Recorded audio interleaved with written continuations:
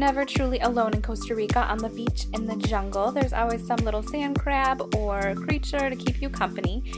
And if it's an insect, you can almost guarantee that it is larger than it would be back in a colder climate.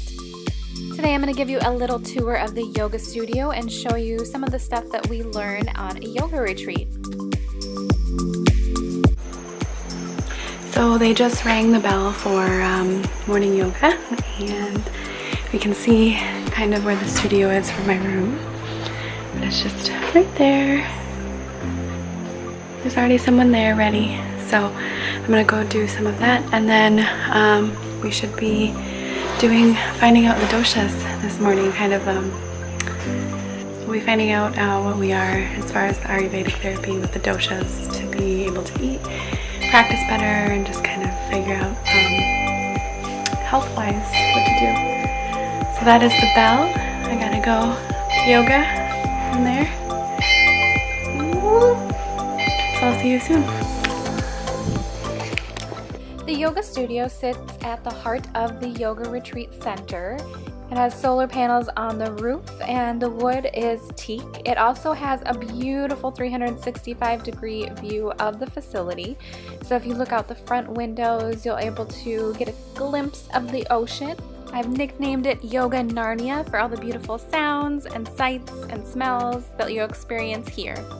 We usually start the day with a lesson on the 8 limbs of yoga. The practice of yoga is not just the physical practice, but also 8 different things that come into play to ultimately alleviate suffering. It said if you live this path, you're able to still the mind and live your true self, or live from your true self and what you were put on this earth to do. You're able to fully live from a place of authenticity, to live a full life, to know who we really are and what our purpose is.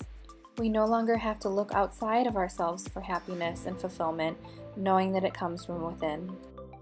After our lessons, we have an hour to practice some yoga and mentally digest everything that we've learned, and then from there we go into a workshop breaking down certain postures. This day we were focusing on the root chakra, which is the earth element.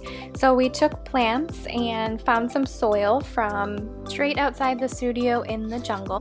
We filled our pots with that soil and then went back to the studio to plant our watermelon seeds after giving them a little water.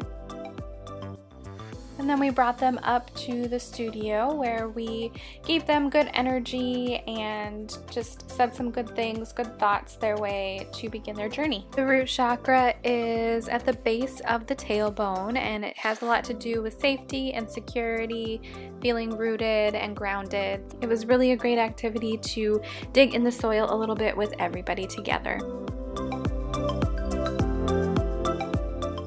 We had a little bit of time after that to rest and relax before dinner, which is one of my favorite times at Blue Osa. Dinners are always delicious, as so many of the ingredients, the majority, come straight from the garden. So they're prepared with really loving hands from scratch. Everything is just chock full of nutrition and always delicious and amazing. We actually had around 3 or 4 birthdays during the time I was there, and this night was really special and celebrated with pineapple cake. I'm curious to know if you guys have ever gone to a yoga retreat, so please comment down below and let me know what questions you have and what your favorite style of yoga is.